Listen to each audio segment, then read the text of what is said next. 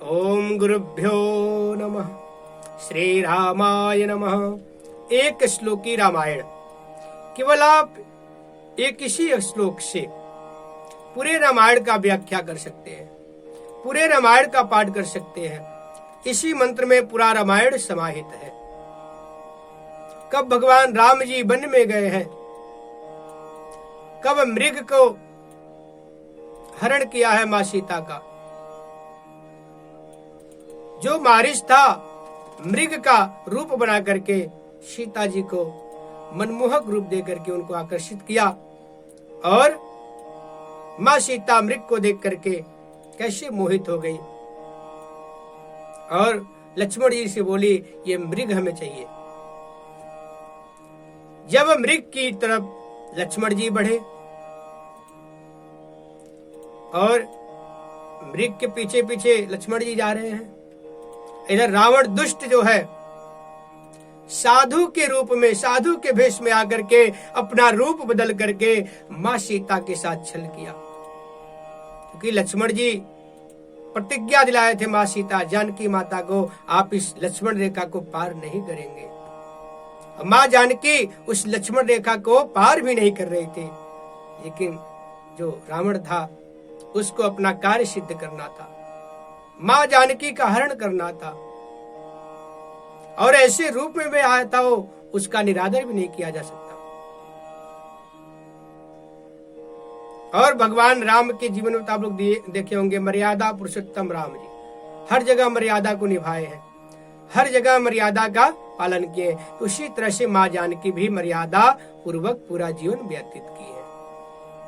तो जब मां जानकी भिक्षा लेकर के आई रावण को देने के लिए, बोला पुत्री मैं इसके अंदर नहीं आऊंगा, आप इसके बाहर आना पड़ेगा। तब मां सीता बोली, मां जानकी बोली, नहीं मैं इसके बाहर नहीं जा सकती। तब रावण जो है हट किया, मैं आपका भिक्षा स्वीकार नहीं करूंगा।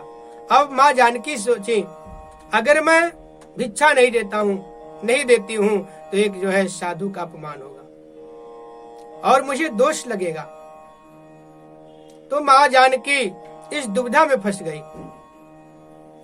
मां जानकी उस तरफ उस समय जो है दुविधा में फंस गई, न इधर की रही न उधर की रही।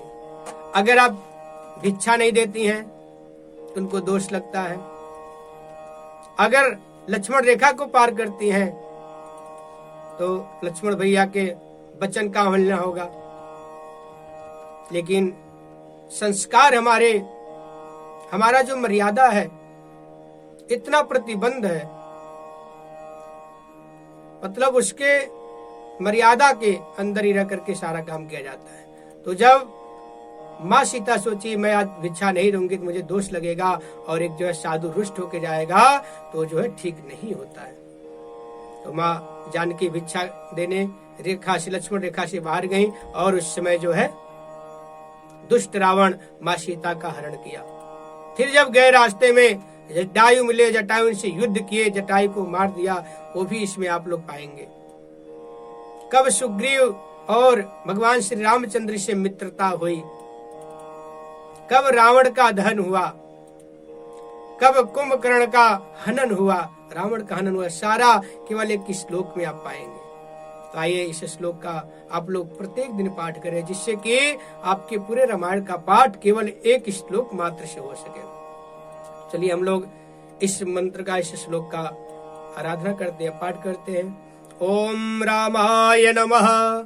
आदौ राम तपोवनादिगमनम् हृत्वा मृगं काञ्चनम् वैदेहि हरिणं जटायुमर्णं सुग्रीवसंभाषणम् बाले निग्रहणं समुद्रतरणम् लंकापुरी दाहनम् पंचाद्रावण कुंभकर्ण हननम् में तद्विरामायणम्। तो इस श्लोक के माध्यम से आप लोग पूरे रामायण का पाठ कर सकते हैं। तो आप लोग इस श्लोक का पाठ अवश्य करें, इस श्लोक का स्मरण अवश्य करें, जिससे कि आपके पूरे रामायण का पाठ केवल एक मंत्र के करने से संपन्न हो जाए। तो एक बार भगवान श्री राम को प्रणाम करेंगे और अपने मन में मनोकामना धारण करेंगे। तो आइए भगवान श्री राम के चरणों के पावन आशीर्वाद को प्राप्त करते हैं। जय सिया राम।